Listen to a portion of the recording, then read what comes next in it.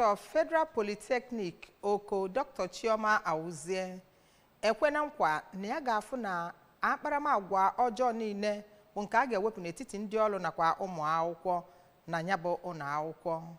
Ọ gụpụtara ọkpụrụkpụ ihe 12 bụ nke ọ ga-agbado aka wee lụọ ọrụ ịfụ na ịtapụ une ma ọ bụ ajọ akparamagwa ọbụla bụ nke agaghị adị dịka o si wee mee ka amata.